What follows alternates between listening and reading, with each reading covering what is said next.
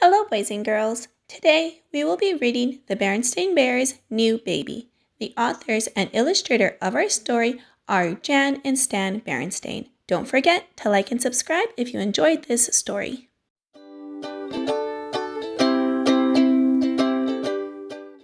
Down a sunny dirt road, over a log bridge, up a grassy hill, deep in bear country, lived a family of bears: Papa Bear, Mama Bear, and Small Bear. They lived in a large tree which Papa Bear had hollowed out and made into a house.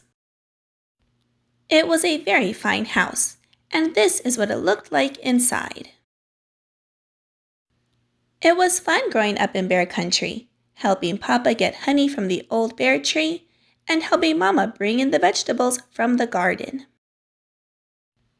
There were all sorts of interesting things for a small bear to do and see in bear country, like chasing butterflies, going fishing, staring up at the moon, swimming, and kayaking. Small Bear felt good growing up in a tree, in his own room, in the snug little bed that Papa Bear had made for him when he was a baby. But one morning, it did not feel so good. Small Bear woke up with pains in his knees and aches in his legs. "Small Bear, you have outgrown your little bed," said Papa Bear as he hitched up his overalls and buttoned his shoulder straps. "Today we shall go out into the woods and make you a bigger bed." With that, he ate his breakfast of piping hot porridge, washed it down with a gulp of honey from the family honey pot, took up his axe, and was out the door. "But Papa," called Small Bear following after him, "what will happen to my little bed?" "Don't worry about that, Small Bear," said Mama as she closed the door after him. She smiled and patted her front, which had lately grown very big and round. "You've outgrown that snug little bed just in time." "What will happen to my little bed?" Small Bear asked as he caught up with Papa Bear. But Papa was sharpening his axe on his grinding stone and didn't hear.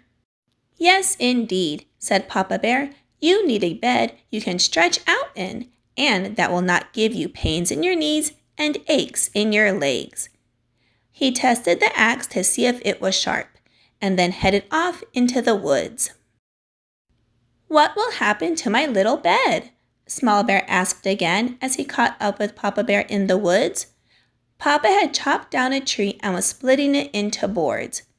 "We will have a new baby soon who will need that little bed," said Papa Bear as he whacked off another board. "A new baby?" asked Small Bear. He hadn't noticed that Mama Bear had grown very round lately, although he had noticed it was harder and harder to sit on her lap. "And it's coming soon?" "Yes, very soon," said Papa Bear. With a final whack, he split off the last board, which gave him enough wood to make a bigger bed for Small Bear. They made the bed a good size and took the rest of the day to chip and shave it smooth and neat. Then they carried it back to the tree and up to Small Bear's room. When they got there, Small Bear noticed right away that his old bed wasn't there anymore. "My little bed," said Small Bear. "It's already gone." "You outgrew it just in time," called Mama Bear from the next room. "Come and see." It was true. There was his snug little bed with a new little baby in it. Small Bear had outgrown his snug little bed just in time for his new baby sister, and now he was a big brother.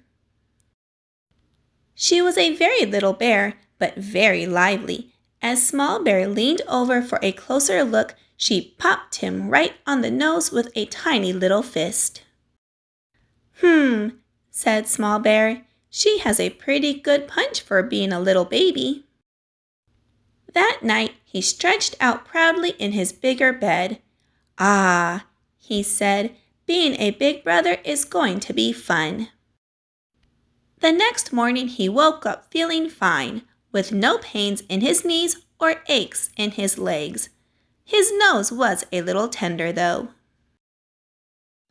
Alright, boys and girls, I hope you enjoyed this reading of the Berenstain Bears' new baby. If you would like to add this book to your collection, I'll have it linked down below in the description box. And don't forget to subscribe to my channel so you don't miss any uploads that I add. I hope y'all have a wonderful day, and I will see you again soon in a couple of days with a new read aloud. Bye-bye!